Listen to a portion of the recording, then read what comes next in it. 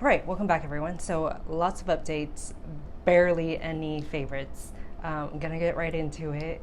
Hope you guys enjoyed the video. Alright, so first update is that for the last like 3 years or so, I've been working with this company. It's a pretty big company, I'm not allowed to really talk about it, but I've been making product knowledge videos. Maybe you've seen them. And it's been great, and it's something that I've loved doing. I've been doing it, I mean, even before getting paid for it, I was doing it for a very long time. And yeah, so I did it for about 3 years. I was writing for them for a while, and I just really enjoyed it. However, I had an epiphany out of nowhere. I was like, holy shit, when I die, no one's gonna remember me for making these product knowledge videos, you know? I wanna like be remembered for some things. Then I thought about like all the things that I do, and I decided to not extend my contract or not renew my contract and just take some time off to focus on making things.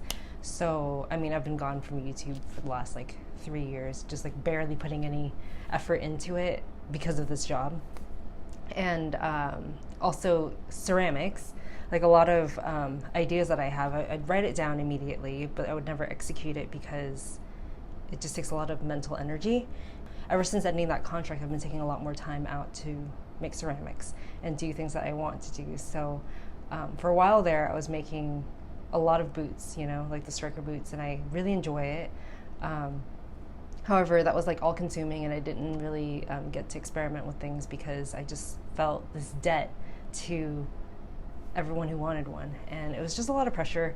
So anyway, my boyfriend's helping me. So he's been starting the process, and I've been going in and finishing the process. And yes, I've been making a lot more things, but also making a lot more of the boot strickers too. This is a new boot that is going to be launching pretty soon. This is what I call the lady boot. It's like a taller boot, very feminine. I have a boot in real life that looks sort of like this, so it's like inspired by that shape. It should be coming out pretty soon. I'm trying to do launches every single Friday. So it used to be a drop like once a month. And yes, I've been trying to do a drop every Friday. Sometimes there'll be boots, sometimes there'll be other things. I've been focusing on making other things like donabe pots, and I made a giant boot the other day. It took me all day, but I really enjoyed it. I made a giant jelly sandal. It's not giant, it's like a size women's 8. Scaled down. It's going to be like, after the 2 firings, I think it's going to be around the size like women's 6 or something. Yeah, just kind of crossing off things that I've written down and it has been on my to-do list for so long. Finally crossing those things off and really moving forward with ceramics. So if you want to see progress photos and videos, I have everything listed on my Instagram. It's my ceramics Instagram, so it's at saranwrap. Yeah, I started documenting everything regularly at the beginning of the year, and I don't know, I'm having a lot of fun with it. On the subject of ceramics, there's this guy Oberon at my studio who makes these really classic looking shapes. He's got a beautiful Instagram for his ceramics. But he gave me this cup right here, which I had on my shelf for a while because I was keeping my brushes in it and stuff. But I just recently brought it home, and I really like the way that, I think he used slip to put all these lines into it, but it gives it a really unique squiggly look. And then, yeah, it's a very classic looking tumbler or cup. But it's a little bit more groupy, so I like that. And it's in this like new purple color that they started carrying at the studio that I go to. So yeah, initially I liked it, but it wasn't like one of my favorites, but now I'm leaning towards it a lot more, or I'm gravitating towards it a lot more on my shelf because it feels so good, you know? On the subject of things that feel really good, I know I talk about Kelly Burnett's stuff all the time. And to me, she's one of those artists who, there's a lot of like really trendy people out there. I feel like I'm one of those trendy people, you know? And we make things that it feels good in the moment, but I don't know if it will stand the test of time necessarily. And there's a lot of other artists out there, like Cat and Roger, for instance. Peter Shire is one that is more fun that I wouldn't think would stand the test of time, but I really enjoy. So, I mean, it pulls both ways, right? But when it comes to ceramic artists that I really look up to, I look for people who I feel like will stand the test of time. So Oberon's one of them. and Kelly Burnett. That's why I always bring her up. I can always tell whenever the kiln's unloaded, like which one's her piece, because of the way it looks and the way it feels, especially because the way that she throws is unlike anyone else at the studio, and she's one of those lifetime artists, in my opinion, like someone who is a true artist, who everything she makes is stunning. Anyway, I just got this plate from her, and it's like a rolled lip plate. I mean, I love this. The funny thing about this is that when I first started ceramics, I was experimenting with different shapes, and I was on Pinterest looking up a bunch of different shapes to try, and I came across Sicart, which is something Rachel really likes. They have this like curved lip plate thing, and then I came across a bunch of Kelly Burnett's photos on Pinterest, and I was so inspired by it. I made a bunch of stuff just to like try out the form. I never sold any of those because I don't know, it just feels kind of icky to me to sell another person's design, I guess. Even if you do it your own. And I know it's like a very conflicting thing, because a lot of people will change like something about it and then make it their own, which is wonderful. Like if you're inspired by something, I think it's great if you interpret it in your own way, you know? However, I'm not really that secure about my stuff, so I just couldn't sell it. And there's like a lot of conflicting messages about that too, so yeah. Anyway, I tried all her shapes, right? And I tried to recreate all her shapes in my own way just to practice throwing. And damn, it's really hard. She makes this other thing called the basin bowl, which looks like a sink. She makes it pretty big too, and like it's insane. After accomplishing the shape and then seeing her pieces in real life, I'm like, damn, I can never get it that perfect, because the way she burnishes and the way that she trims and just the way that it feels in the end, it just is unlike anything I've ever felt. And there's so many people at the studio who make the shape now and other shapes that she makes as well, and I could always tell the difference just by looking at it.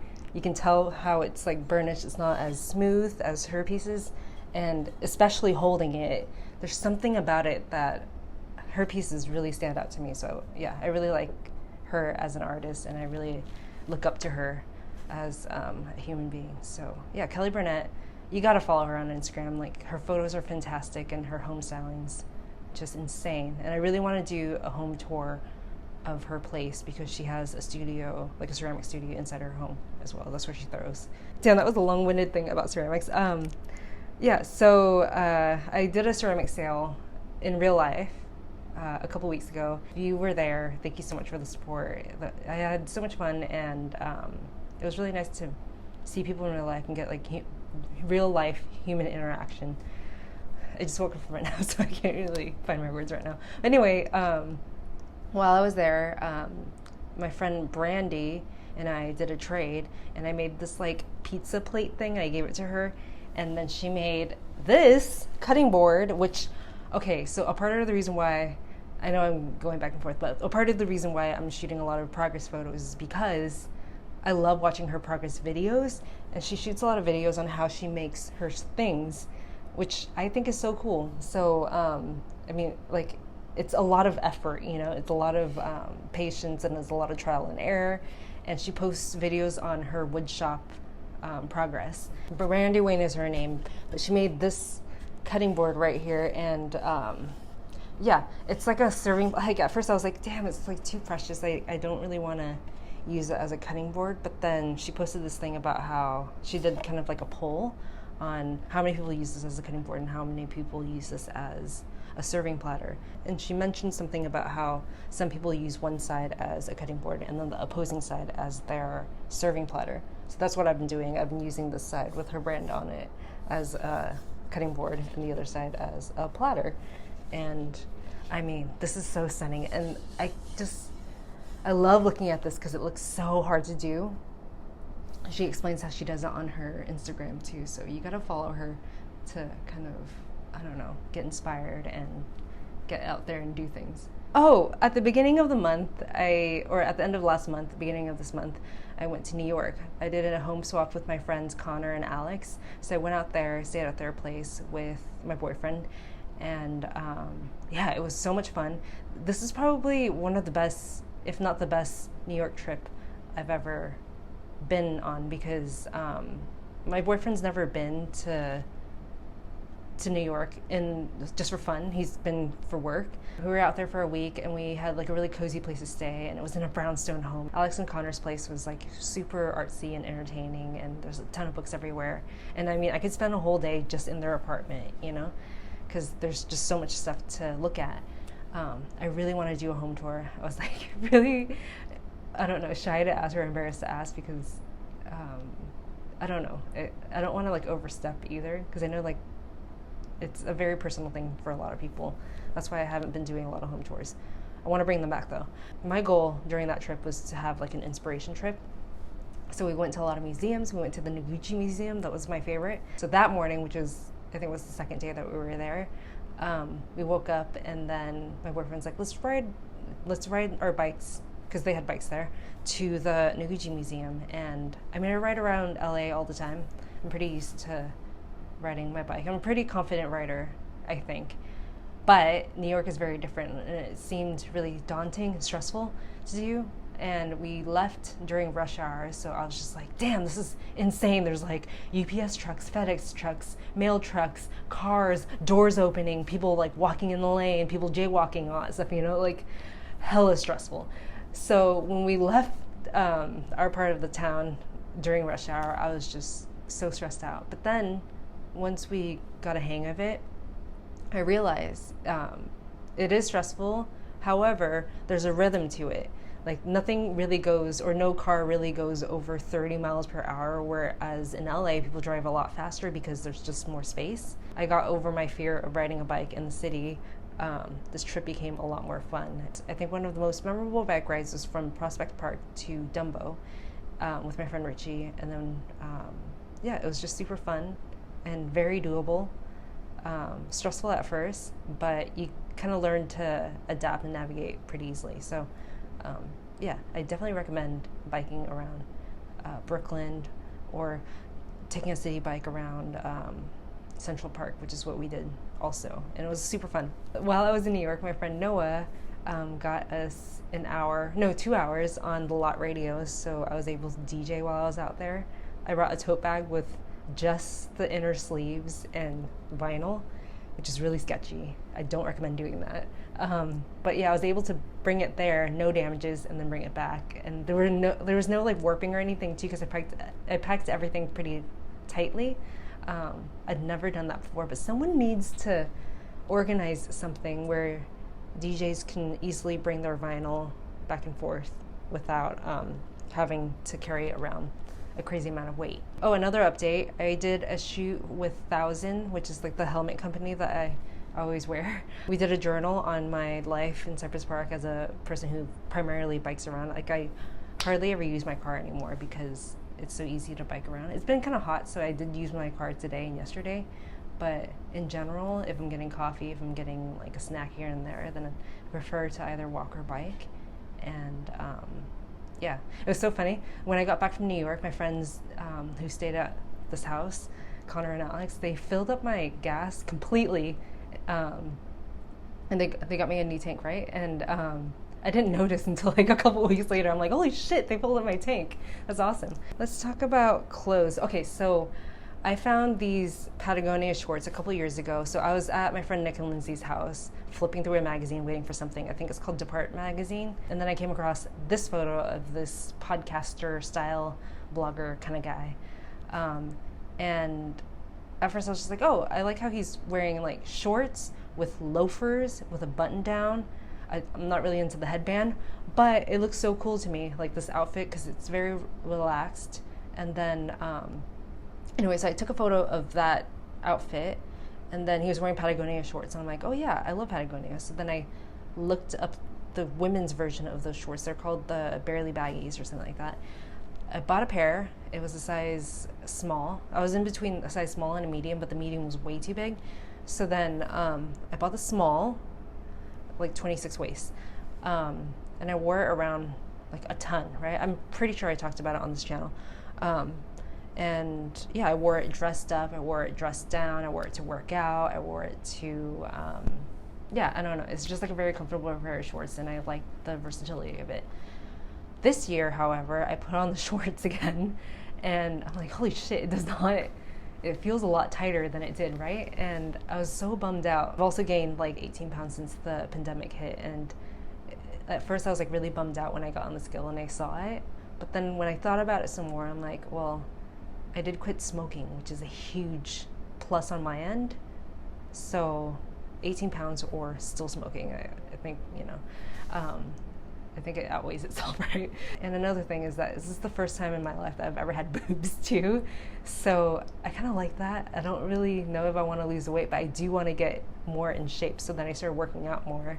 My friend Dacia, God bless her soul, she made a workout plan for me, and I've been doing that, like a bit of weightlifting, a bit of like core practicing, and I feel a tremendous difference. Even like just hiking around the neighborhood and stuff, I can see a tremendous difference in my breathing and my energy, and yeah, it's just been great.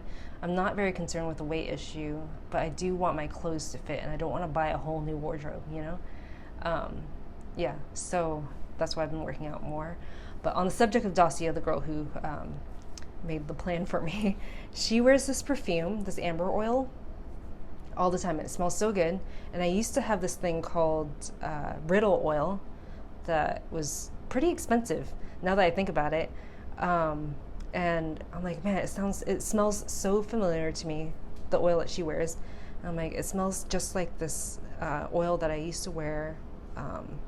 Yeah, anyway, she got it for me. Oh my gosh. Can you hear that? So there's these ice cream trucks that come by pretty often, and it's like Pavlov's dog, or like cognitive conditioning. Every time I hear it, I start salivating. Oh, you know what? I actually I made an ice cream cone, and then I gave it to the ice cream guy, and he filled up, or he gave me ice cream with it, or served me ice cream in it. This oil right here, I think it's around $18 to $20, whereas the Riddle oil is like $50 to $100 or something like that. So it's a lot more affordable. It smells exactly the same. I know I recommended the Riddle oil years and years ago. That was like my go-to and everything, but this is so much better in price. So yeah, she gave this to me. I love it, and yeah, God bless her soul.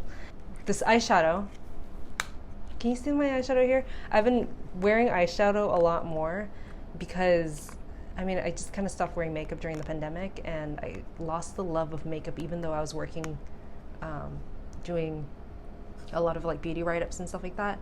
I kind of lost the love of makeup for a little bit, but I saw someone talk about this eyeshadow palette from Revlon. Kind of a weird, I don't know how to explain it, like a metallic shift. So it's not a flat matte color, and it's not sparkly either. It's like satiny, but it's so stunning. And this palette right here, which is the number 965, just a bunch of neutrals. There's a pink in here that barely shows up really, but I've been wearing this a lot just to kind of define the eye area, and I love how the finish looks on my skin. And a lot of people compare this to the Tom Ford palettes because of the finish. So yeah, it's just a drugstore brand. I think it's around like $5. It's one of the most beautiful eyeshadow palettes and eyeshadow finishes I've ever seen. So if you're in the market to enhance your eyes, check this out. Last thing, so I've been rearranging my house, and I realized that my records take up like a third of my living room. I have a really small place, and I was kind of bummed out by it, so then I moved everything to the garage. So for a while there, I didn't have my records in the house, which is what my boyfriend said was a huge part of my identity. I love music, obviously, and I DJ, and not having it in the house was kind of bizarre. But then, if I'm being honest, I only play when I'm about to DJ, so maybe once a week or twice a week. I only use the system during that time. So anyway, Camilla had a shoot with this brand called Transparent, which is a speaker brand, and she's like, hey, can you take photos of me, because I've been taking a lot of her artist portraits, So then I'm like, yeah, absolutely. It's like super easy to shoot with her, you know? And then they gave me a speaker, a transparent speaker. It's stunning. It's transparent, obviously. I love that I can layer it right in front of a painting and you can see the painting through it. Oh, I think it's so cool. You can also mount it to a wall, so if you have a room with wallpaper and stuff, you can see through it. It's such a cool design. I mean, it's like such a simple, like obvious design, but it makes so much sense, and the sound quality is fantastic. And I love that because you can see it, you can repair it relatively easy, or you know what you're working with. So yeah, really into this transparent speaker. It's not something that I would normally be able to justify in price, but now that I have it, I don't know if I could ever go back. It's like pretty spendy, but now that I've had it for about a month, if I had to go back, I'd be hella bummed, and I would probably just go ahead and buy that same speaker all over again. Yeah, those are all my favorites and some updates. And yeah, if you have any questions about anything, obviously comment, message me, email me. I'll leave all links for everything in the description. And again, thank you for the support throughout the years and for listening to me ramble and stuff. I do apologize that this video is all here and there because I've just been so out of it after waking up from this 2-hour nap. Yeah, all right, I'll see you guys in the next one. Bye.